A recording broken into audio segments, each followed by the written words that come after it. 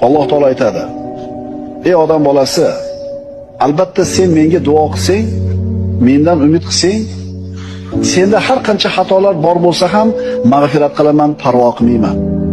Ey odam bolasi, agar sening gunohlaring osmonga yetib qolsa, so'ng menga istig'for etsang, seni mag'firat qilaman, parvo qilmayman. Ey odam bolasi, agar sen mening huzurimga yer qobig'i to'la xatolar bilan kelsang-u, lekin menga biror narsani shirk keltirmagan holda kelgan bo'lsang, seni oldinga yer qobig'i to'la mag'firatim bilan kelaman." Biz shunaqa Robbimizni taniymizmi? Shunday sifatlaridan xabarimiz bormi? Agar tanisak, bilsak, bizning qalblarimiz pokiza bo'lmay iloji yo'q. Payg'ambarimiz aytganlar, mo'min odam o'zini xor qilib qo'ymasligi kerak. Sizni pulingiz yo'qligi uchun puldorlar masxara qilsa indamay turibsizmi? Siz noto'g'ri ish qilyapsiz.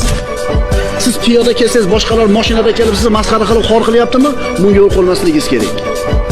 Ya'ni uni qo'lida dunyosi bor, uni qo'lida mansabi bor, u xor qilishga haqqi bor deb o'ylayotgan bo'lsangiz, siz o'zingizni ham tanimabsiz, Robbingizni ham tanimabsiz.